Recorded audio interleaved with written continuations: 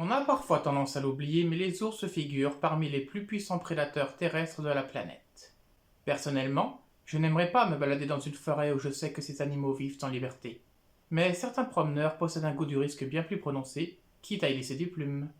Bonjour à tous, ici c'est Lozaru, j'espère que vous allez bien, bienvenue à la caverne. Aujourd'hui on se retrouve pour parler d'un film intitulé Backcountry.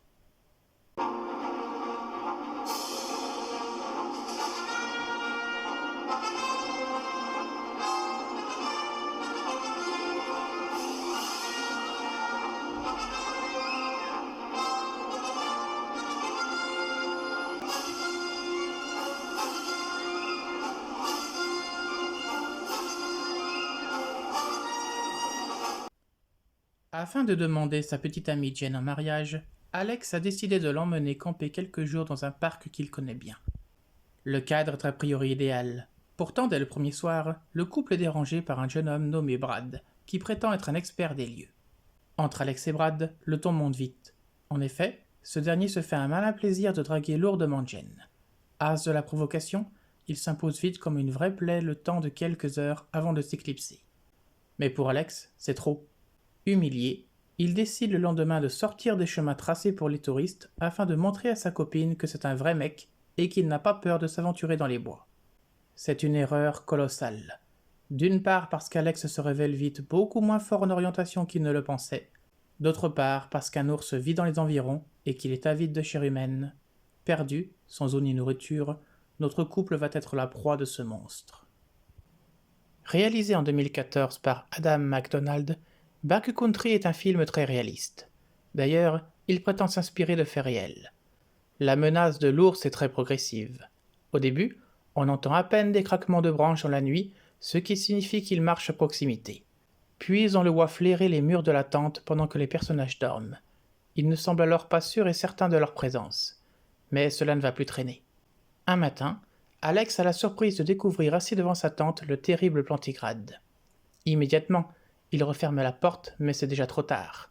L'animal l'a vu et il se dirige maintenant vers lui. Piégés dans leur habitacle sans la moindre arme, nos deux pauvres humains n'ont plus qu'à espérer que leur toile tienne. Rien n'est moins sûr. Cette scène est de loin la meilleure du film et mérite de rester dans les mémoires. Très anxiogène, elle laisse le temps au spectateur de se demander ce qu'il ferait à la place des protagonistes. On se rend compte de la puissance d'un ours qui est tout simplement colossal. N'imaginez pas faire le poids contre lui, vous avez perdu d'avance. Un membre du couple rend l'âme au cours de ce qu'on ne peut même pas considérer comme un affrontement. Je ne révélerai pas son identité pour laisser planer le suspense. Toujours est-il que l'autre doit maintenant se débrouiller seul pour survivre. De plus en plus blessé et affaibli psychologiquement, c'est presque impossible. Or, s'il ne retrouve pas vite son chemin, il se pourrait bien que la nature se charge de l'achever toute seule, sans l'aide du prédateur.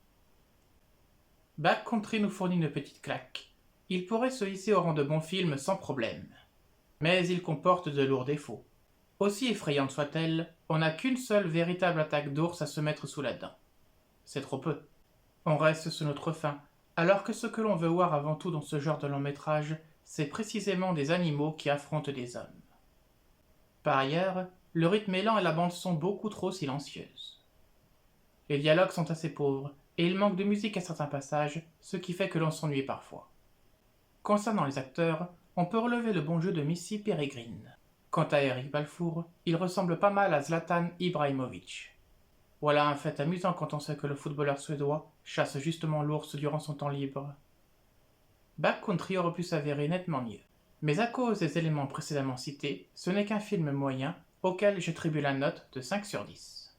Il n'empêche, faites attention à ne pas vous écarter trop des sentiers battus la prochaine fois que vous vous baladerez dans les bois.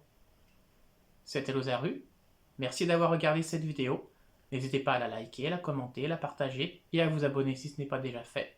Sur ce, je vous dis à la prochaine dans la caverne pour une nouvelle chronique.